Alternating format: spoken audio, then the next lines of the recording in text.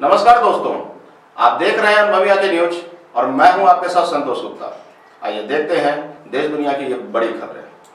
हैदराबाद में GHMC election में BJP की 12 गुना लंबी छलांग देखकर ओवैसी साहब भी हैरान हो गए होंगे। आइए हैदराबाद चुनाव पर आपको कुछ नई जानकारी देते हैं। हैदराबाद वैसे नवाबों की शहर मानी गई है।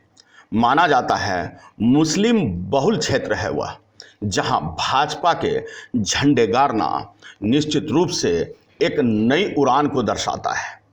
पिछले चुनाव में महज 4 सीटों पर दर्ज करने वाली जीत अब बढ़कर 48 सीटों में तब्दील हो गई है।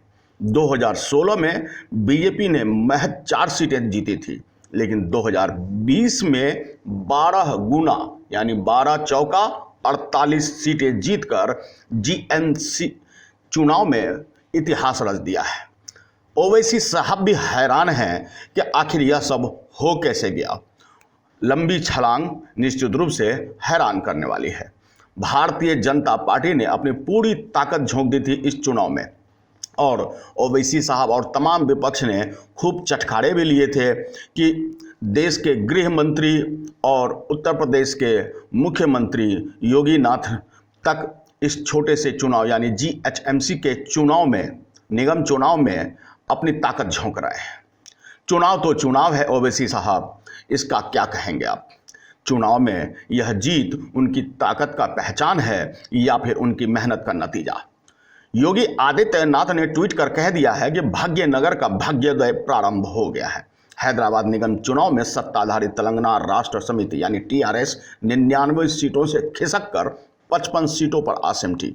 वहीं असदुद्दीन ओवैसी की एआईएमआईएम 44 सीटों के साथ तीसरे पायदान पर पहुंच गई। जी हां, ये हैरान करने वाली है कि जहां भाजपा का कोई पहचान ही नहीं था, सिर्फ 4 सीटों पे थी, वे 48 सीटों पर दूसरे नंबर पे हैं और एआईएमआईएम के असदुद्दीन ओवैसी की पार्टी 44 सीटों के साथ तीसरे नंबर पर पहुंच गए हैं। यह पूरा आंकड़ा फेरबदल हैरान करने वाला है।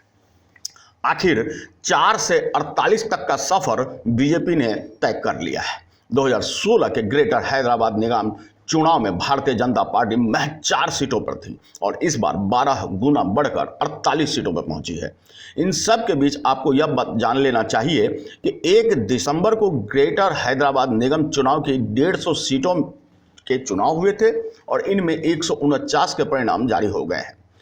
नरेमेट वार्ड की मतगणना पर हाईकोर्ट की ओर से रोक लगी हुई है। बहरहाल 149 के नतीजों को देखेंगे तो आप बीजेपी दूसरे नंबर पे 48 सीटों के साथ है और ओवैसी की पार्टी तीसरे नंबर पे है।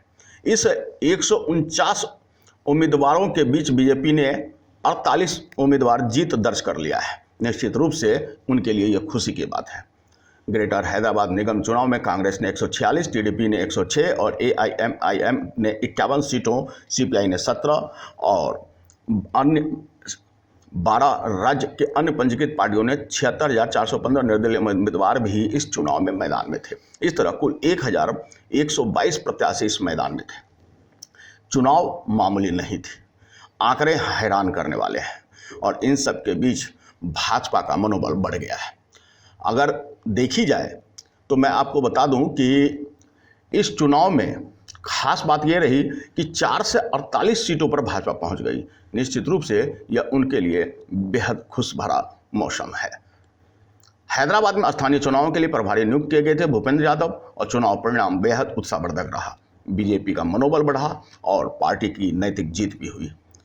ओवैसी साहब परेशान होंगे और परेशानी का सबब बन गए हैं केंद्रीय गृह मंत्री अमित शाह, पार्टी अध्यक्ष जेपी नड्डा, उत्तर प्रदेश के मुख्यमंत्री योगी आदित्यनाथ।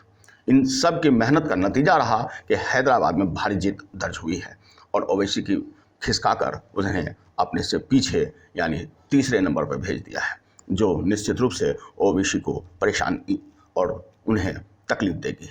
बहरहाल यह राजनीति है, किसकी सह और किसकी मात कुछ कह नहीं सकते। ऐसे में ओवैसी का खिसकना और भाजपा का आगे बढ़ जाना निश्चित रूप से हैदराबाद के लिए एक चौंकाने वाली खबर हो, लेकिन जिन्होंने वोट दिया है वो तो जानते ही हैं कि उन्होंने वोट किनको दिया और जीत दर्ज कराकर भाजपा का दामन भर दिया है। अगर आपने अब तक हमारा चैनल सब्सक्राइब नहीं किया है तो सब्सक्राइब करें और बेल आइकन अवश्य दबाएं ताकि खबरों का नोटिफिकेशन आपको मिलता रहे।